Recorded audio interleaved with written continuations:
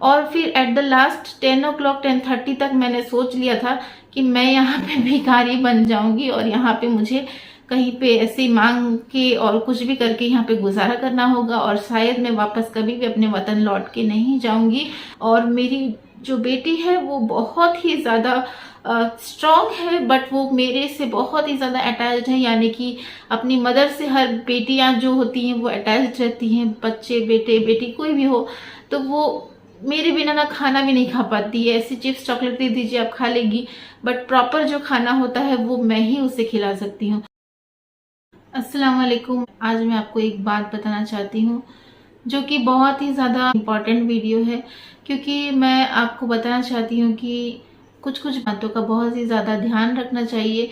जब भी आप उम्रा के हवाले से जाते हैं बाहर, और जब आप मक्का या मदीना में पहुँचते हैं, तो सबसे पहले किस चीज़ की आपको ध्यान देनी है वो चीज़ आपको जानना बहुत ज़रूरी है। अगर आप एक बच्चे के साथ ट्रैवल कर रहे हैं तो यहाँ पे जो बच्चे के पेरेंट्स है, पापा मम्मी यानी कि फादर मदर, दोनों को ध्यान देने वाली बात यह है कि जब पहला उम्रा करने के लिए मैं गई, और मैंने फर्स्ट डे ही जब मैंने गई सुबह के टाइम फजर के बाद हम गए थे उम्रा करने के लिए।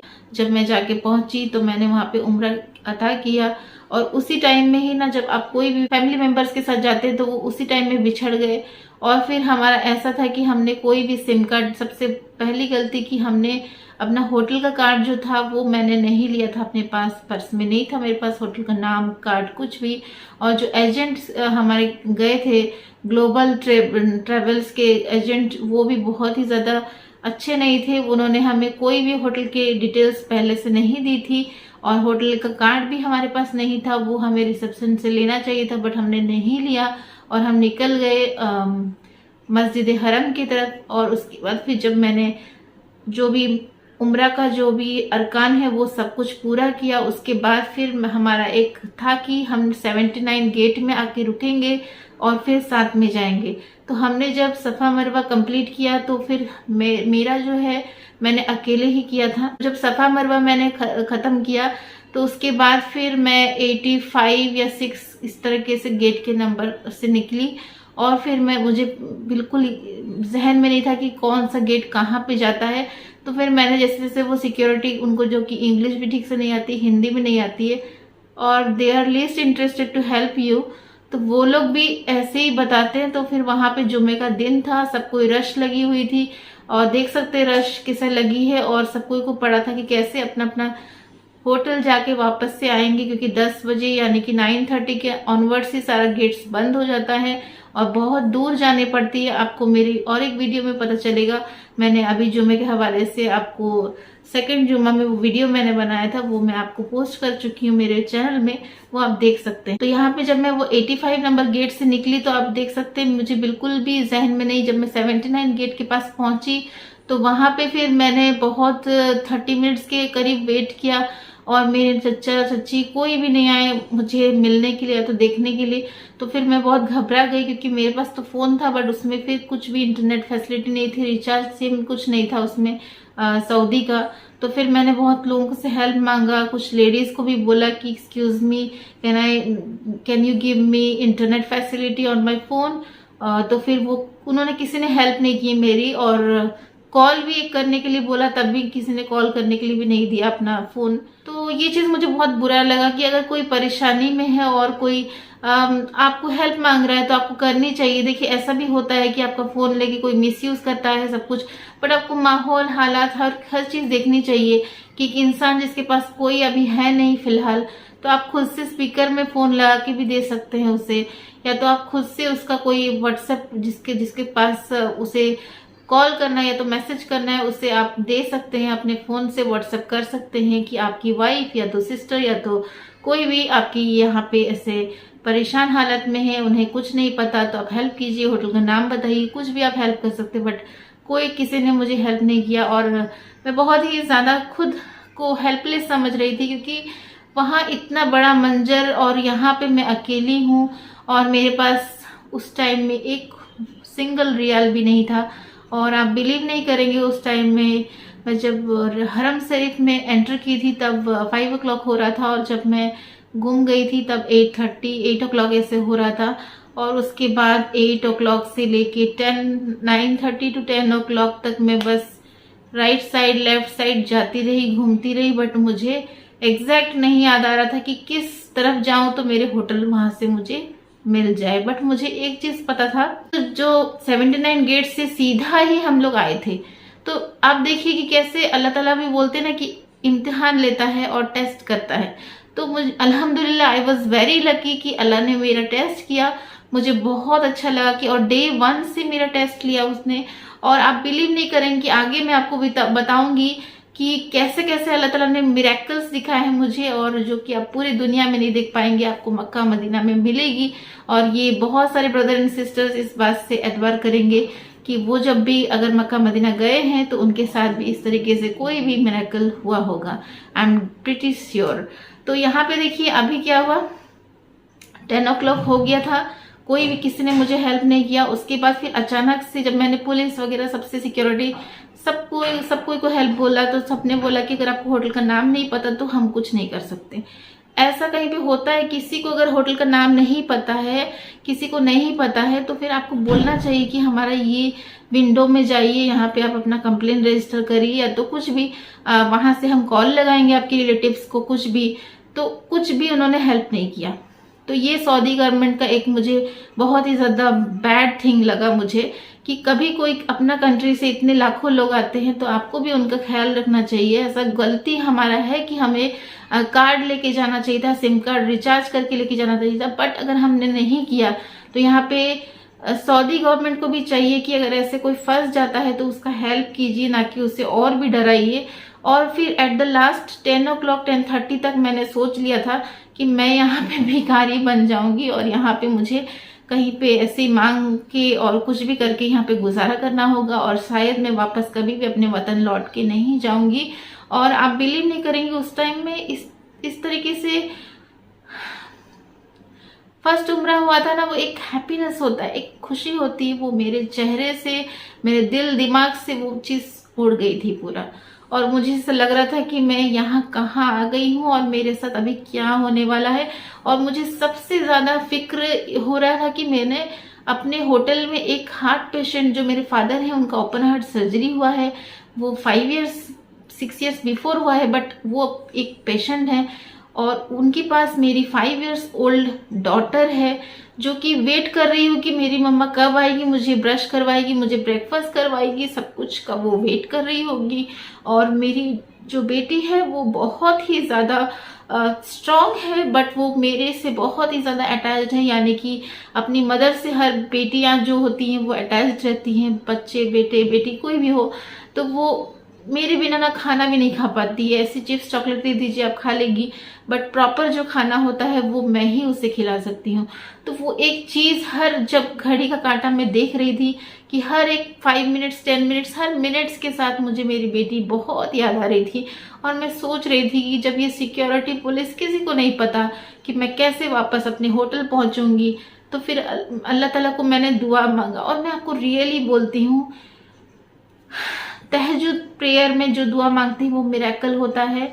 लेकिन वो जो जगह है मक्का और मदीना, वो एक ऐसा जगह है जो बोलते हैं कि मक्का शरीफ में आपका 98 रहमत जो है वो बहुत ही ज्यादा रहमत बरसता है वहां पे।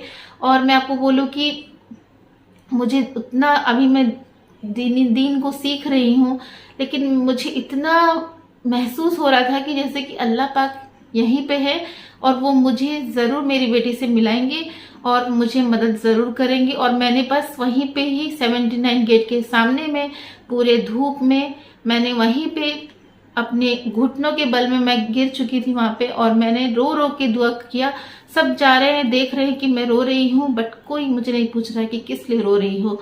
तो इस तरीके से मैंने बहुत दुआ किया। और फिर अचानक से जब मैंने अपने निगाहों को ऊपर की तरफ उठाया, तो आप बिलीव नहीं करोगे, मैंने एक शख्स को देखा, वो खड़ा था और उस अपने फोन में कुछ देख रहा था, बट वो हमारा कोई भी, मतलब जैसे कि वहां का कंट्री का नहीं था, वो कोई बाहर कंट्री का फॉरेनर ही था। तो मैंने अचानक से मेरे जहन में आया कि मैं इससे एक बार हेल्प लेके देखती हूँ। फिर मैं सोची कि वो गैर महरम है, फिर मैं उम्रा की नियत में, जस्ट अभी कंप्लीट हुआ है मेरा नियत, और अगर मैं इससे बात कर लूंगी या तो कुछ प्रॉब्लम तो नहीं हो जाएगा, उतना कुछ जानकारी नहीं था, फिर भी मैंने कोशिश किया और मैंने अल्लाह का नाम लेके उसे बोला, excuse me, can you help me. तो उसने बोला कि, उसने देखा और बोला कि yes, what can I do for you. तो फिर मैंने बोला कि, तो मुझे खुशी इस बात की हुई कि okay, he is understanding English, at least मैं उससे इंग्लिश में तो बात कर सकती हूँ। तो मैंने उससे बोला कि I have lost my family members here and I don't have recharge in my phone, I don't know my hotel name, I don't know anything because I don't have my passport with me also. तो मैंने passport भी अपने purse में नहीं लेके आई थी, वो भी मैं छोड़ के आई थी। तो उसने बोला कि ओके, तो गिव मी योर रिलेटिव और फैमिली मेंबर नंबर। तो मैंने उससे बोला कि मुझे इंटरनेट दे दीजिए। तो मैंने उसके फ़ोन से, अपने फ़ोन में इंटरनेट लिया। मेरे भैया को मैंने मैसेज किया कि मैं ऐसे ऐसे गुम गई हूँ। ग्रुप में, हमारा उम्रा ग्रुप था, उसमें मैंने मैसेज किया कि text me hotel name, I am lost here, I am in 79 gate number. मैंने 79 गेट नंबर के पास में हूँ, कोई आओ मुझे यहाँ से लेके जाओ, मुझे होटल का कोई पता नहीं है, मेरे फ़ोन में रिचार्ज नहीं है। और आप बिलीव नहीं करोगे, ये सारा कॉन्वर्सेशन ना, मैं बिल्कुल कोई रेस्पॉन्ड नहीं आ रहा था। तो रेस्पॉन्स जब नहीं आया तो फिर उस लड़के ने 10 मिनट्स वेट किया, तो मुझे भी ऑकवर्ड लग रहा था। ये मेरी बेटी है आयत, बात कर रही हो? वो जो मैं गुम गई थी ना मक्का में, उसका बात कर रही हूँ। अल्लाह जब आपका मदद करता है तो किस तरीके से करता है। तो वो जो लड़का है वो बिल्कुल भी इरिटेट नहीं हो रहा है, वो मुझे खुद ही बोल रहा है कि don't worry, I am here only, I will wait for your brother's reply. आप टेंशन मत लो, मैं आपका भैया जब तक नहीं कॉल उठा रहा है या तो मैसेज नहीं रिप्लाई कर रहा है, मैं यहीं पे रहता हूँ, आपको हेल्प करूंगा। तो फॉर्चुनेटली मेरे जो कजन ब्रदर थे, चचा मेरे गए थे, उनके बेटे अकरम ने लास्टली फोन रिसीव किया और उन्होंने बोला कि उनको भी होटल का नाम नहीं पता और वो जैसे भी करके होटल का नाम पता करेंगे। और क्योंकि हमारे कोई भी, मेरे पापा चचा किसी के पास भी अभी तक फोन नंबर नहीं था तो उन्हें पता नहीं, तो इसलिए उन्होंने बोला कि मैं कहीं से भी आपको वो एजेंट से मैं पता करके बताता हूँ। तो इस तरीके से 15-20 मिनट और भी चला गया। उसके बाद फिर लास्टली जब उन्होंने ऑलमोस्ट 99% बैटरी डाउन हो चुका था वो जो बंदा था उसका, और उन्होंने लास्ट में बोला कि एक काम करता हूँ, आपका सिम, फोन में ही सिम डालता हूँ मेरा, और उसके बाद फिर हम लोग कर सकते हैं बातचीत।